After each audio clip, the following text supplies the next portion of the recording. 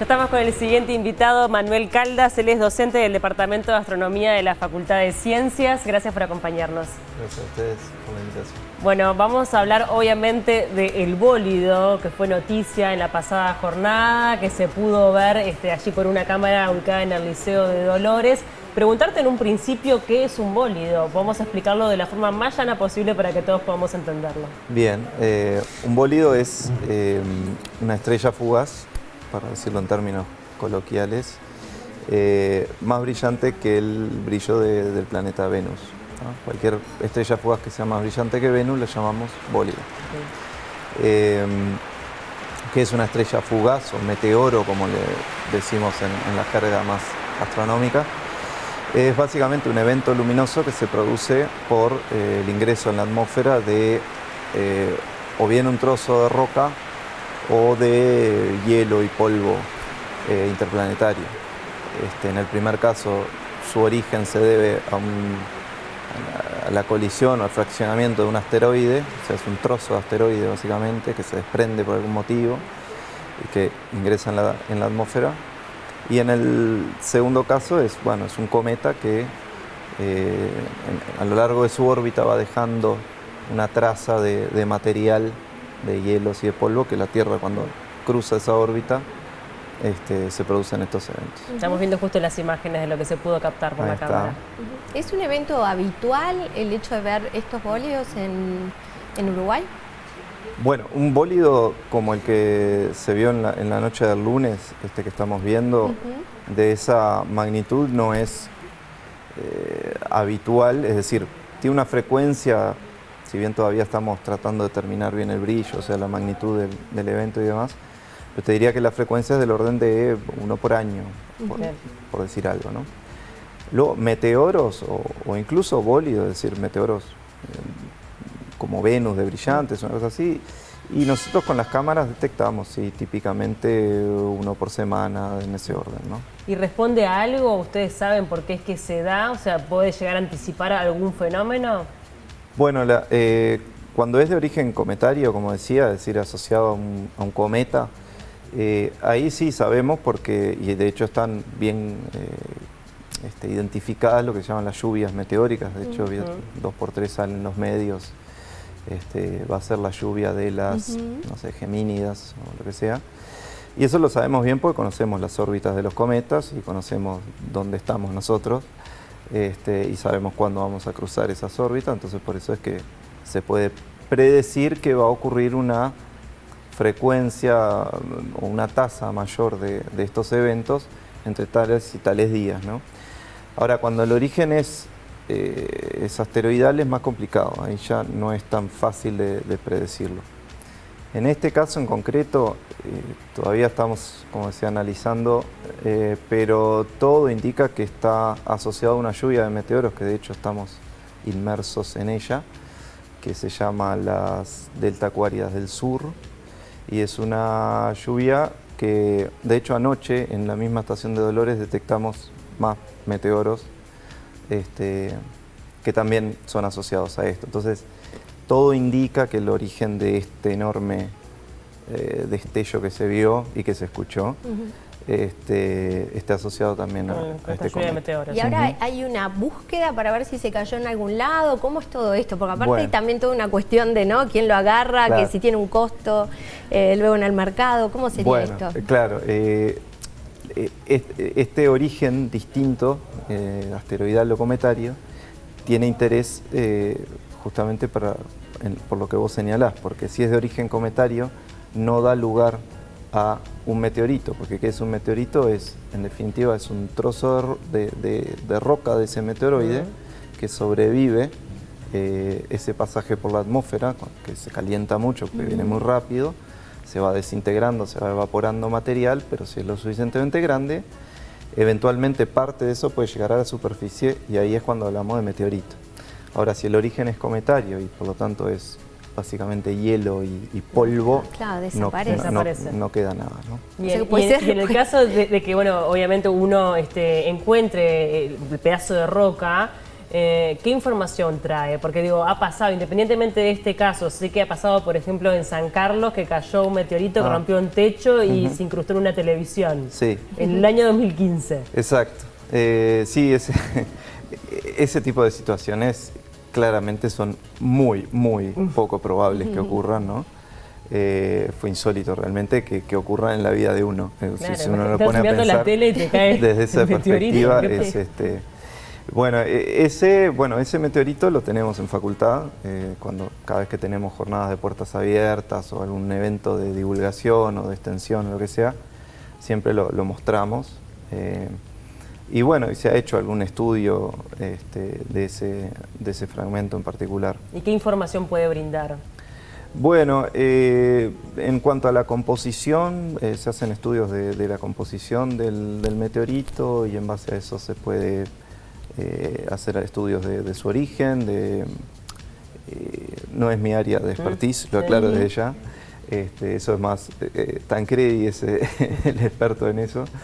Pero bueno, se hacen típicamente estudios de composición, densidad y ese tipo de cosas. Si uno lo encuentra, ¿qué es lo que encuentra? Porque es como una piedra negra, ¿verdad? ¿Y qué debe hacer? ¿Debe entregarlo? ¿Es de quien lo encuentra? ¿Cómo se tiene que proceder en esos casos? Más allá de lo ético, que sería entregarlo para la investigación, creo que no nos cabe ninguna duda, ¿no? Sí, bueno, esta gente de San Carlos tuvo la amabilidad, el buen tino de contactarse con nosotros y entregarlo justamente.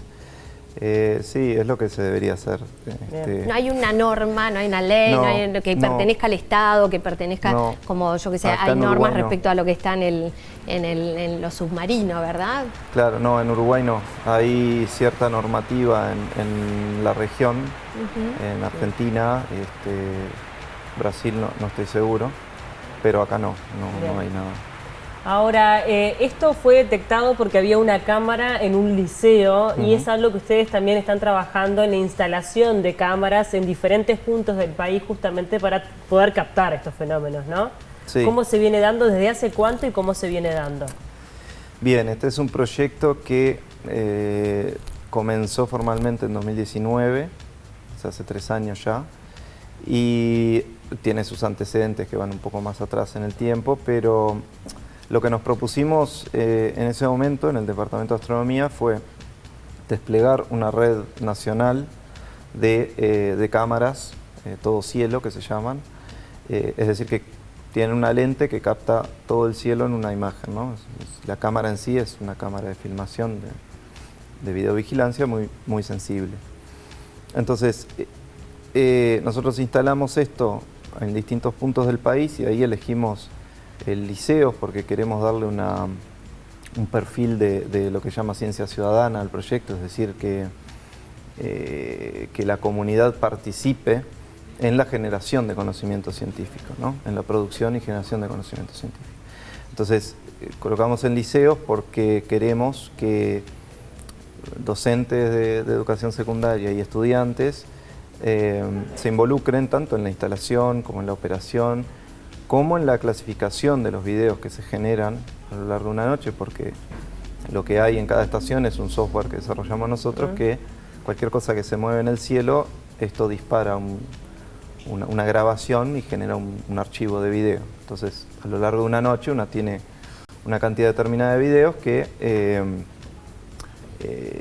hay de todo, hay pájaros, hay rayos, hay meteoros, aviones, y a nosotros nos interesan los meteoros. Entonces necesitamos clasificar eso entre lo que nos interesa y lo que no nos interesa. Entonces para eso precisamos la colaboración también de el involucramiento de los chiquilines, claro. Y claro, y para nosotros lo vemos como una puerta de entrada a la ciencia, participar de un proyecto de investigación científica y despertar su interés por esa vía. Entonces, los jóvenes, ¿cómo los incentivamos a que vayan más por el lado de la ciencia, todo lo que van a poder encontrar? Un poco lo estás diciendo ahora, pero ¿cómo les contamos? ¿Para qué usos va a ser en el futuro? La importancia que tiene estar en digamos, profesionalizarse en este tipo de actividades, de ocupación. Yo creo que todo nace con una pasión, es decir, creo que en general todas las personas sienten fascinación lo que pasa allá arriba, ¿no? Sí. No es casualidad que la humanidad, digamos, comenzó a armar todas sus distintas cosmogonías y sus mitos y sus cuestiones a partir de lo que observaban en el cielo, ¿no? Porque quería entender eso de alguna manera. Entonces, un poco, y la filosofía también nace de la mano también de la astronomía. Entonces, de por sí hay algo que atrapa, que atrae, que interesa, ¿no? El desafío está en convertir ese interés o mejor dicho, en potenciarlo de alguna manera, y creemos que en una etapa muy temprana, como puede ser ciclo básico, bachillerato, ya participar de algún modo, el modo que sea, en un proyecto que produce realmente conocimiento científico, creemos que está bueno. ¿Cómo fue recibido este video por parte de los chiquilines? ¿Cómo fue detectado? ¿Tuviste posibilidad de hablar con ellos? Porque después fueron noticia en todos los portales del país. Sí, bueno, de hecho, todo comienza con... nosotros, el proyecto tiene un grupo de WhatsApp que integran profesores que han pasado por los talleres que damos. Nosotros damos unos talleres para entrenarlos en esta clasificación de videos. Por allí pasan estudiantes, profesores. Algunos de ellos se quedan en este grupo y bueno, y llegó un mensaje de alguien que decía, bueno, me llegó a su vez este audio de una persona en Dolores que vio esto, ¿no?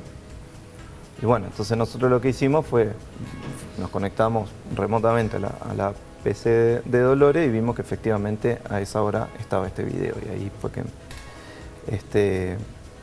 empezó todo. Digo, empezó todo no, porque en paralelo del lado argentino ya había explotado en redes sociales también y bueno.